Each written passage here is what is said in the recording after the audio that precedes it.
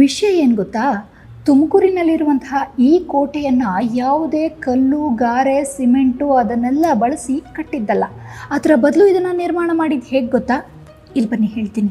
ಈ ಕೋಟೆಯನ್ನು ನಿರ್ಮಾಣ ಮಾಡಿದ್ದು ಬರೀ ಮಣ್ಣಿನಿಂದ. ಈಗಲೂ ಅಷ್ಟು ಗಟ್ಟಿಯಾಗಿ ಈ ಕೋಟೆ ನಿಂತ್ಕೊಂಡಿದೆ. ಇದನ್ನು ನಿರ್ಮಾಣ ಮಾಡಿದ್ದು ಬೂದಿ ಬಸಪ್ಪ. ನಂತರದ ದಿನಗಳಲ್ಲಿ ಈ ಕೋಟೆಯನ್ನು ಯಾರೆಲ್ಲ ವಶಪಡಿಸಿಕೊಂಡ್ರೋ ಅವರು ಸ್ವಲ್ಪ ಇಂಪ್ರೂವ್ಮೆಂಟ್ ಮಾಡ್ತಾ ಹೋದರು. ಎಷ್ಟಕ್ಕೂ ನಾನು ಮಾತನಾಡ್ತಾ ಇರೋದು ಯಾವ ಕೋಟೆಯ ಬಗ್ಗೆ? ಅದೇ ಬಸಮಾಂಗಿ ಕೋಟೆ. ಈ ಒಂದು ಕೋಟೆಯ ಬುಡದಲ್ಲೇ ಬಸಮಾಂಗೇಶ್ವರ ದೇವಾಲಯ ಇರೋದ್ರಿಂದ ಬಸಮಾಂಗಿ ಕೋಟೆ ಅಂತ ಕರೀತಾರೆ.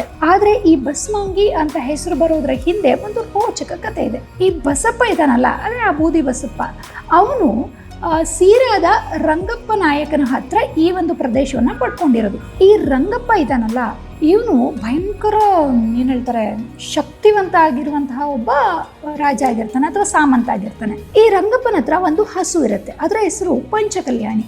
ಈ ಪಂಚಕಲ್ಯಾಣಿ ಹಸು ಮನೆಗೆ ಬಂದು ಯಾವಾಗಲೂ ಹಾಲೇ ಕೊಡೋದಿಲ್ಲ. ಇದಕ್ಕೆ ಸಿಟ್ಟು ಬಂದಿರುವಂತಹ ರಂಗಪ್ಪ ಏನು ಮಾಡ್ತಾನೆ ಅಂತಂದರೆ ಅದನ್ನು ಮೇಯೋದಕ್ಕೆ ಬಿಡದೆ ಕಟ್ ಹಾಕಿಬಿಡ್ತಾನೆ. ಅಷ್ಟು ಮಾಡಿದ್ದು ಅವನಿಗೆ ಏನಿಲ್ಲದ ರೋಗಗಳೆಲ್ಲ ಹಿಡ್ಕೊಂಡ್ಬಿಡುತ್ತೆ.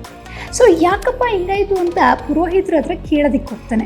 ಆಗ ಅವ್ರು ಹೇಳ್ತಾರೆ, ಶಿವನಿಗೆ ಹಾಲು ಕುಡಿಸ್ತಾ ಇತ್ತು ಆ ಪಂಚಕಲ್ಯಾಣಿ, ನೀನು ಅದನ್ನೇ ಕಟಾಕಿ ಹಿಡ್ಕೊಂಡಿದ್ಯಾ, ಅಂದಮೇಲೆ ಶಿವ ನಿನಗೆ ಒಳ್ಳೇದು ಮಾಡ್ತಾನಾ ಅಂತ ಕೇಳೇ ಬಿಡ್ತಾರೆ. ಅದಕ್ಕೆ ಈ ರಂಗಪ್ಪ ಏನು ಮಾಡ್ತಾನೆ, ಇಲ್ಲಿ ಬಸಮಾಂಗೇಶ್ವರ ದೇವಾಲಯವನ್ನು ನಿರ್ಮಾಣ ಮಾಡ್ತಾನೆ. ಶಿವನ ಅಪ್ಪಟ ಭಕ್ತನಾಗಿದ್ದಂತಹ ರಂಗಪ್ಪ ಯುದ್ಧದಲ್ಲಿ ಮರಣ ಹೊಂದಿದ ನಂತರ ಅವನ ಶಿರಚ್ಛೇದನ ಆಗುತ್ತೆ. ಆ ಟೈಮಲ್ಲಿ ಅವನ ಶಿರ ಇದೇ ಜಾಗಕ್ಕೆ ಬಂದು ಬೀಳುತ್ತೆ. ಈಗಲೂ ಕಲ್ಲಿನ ರೂಪದಲ್ಲಿ ಇಲ್ಲಿ ರಂಗಪ್ಪನ ಶಿರವನ್ನು ನೋಡಬಹುದು ಅಂತ ಜನ ಹೇಳ್ತಾರೆ. ಈ ಬಸಮಾಂಗಿ ಕೋಟೆ ಎಲ್ಲಿದೆ, ಇದನ್ನು ಹತ್ತೋದು ಹೇಗೆ, ಇದರಲ್ಲಿ ನೋಡೋದಕ್ಕೆ ಏನೆಲ್ಲ ಸಿಗುತ್ತೆ, ಇದನ್ನೆಲ್ಲ ತಿಳ್ಕೋಬೇಕು ಅಂತಂದರೆ ಸ್ವಗ್ರಾಮಲ್ಲಿ ಕೋಟೆ ಸೀರೀಸ್ ಶುರುವಾಗಿದೆ. ನೀವು ಹತ್ತಲೇಬೇಕಾಗಿರುವಂತಹ ಕೋಟೆಗಳ ಬಗ್ಗೆ ಓದ್ಕೊಳ್ಳಿ.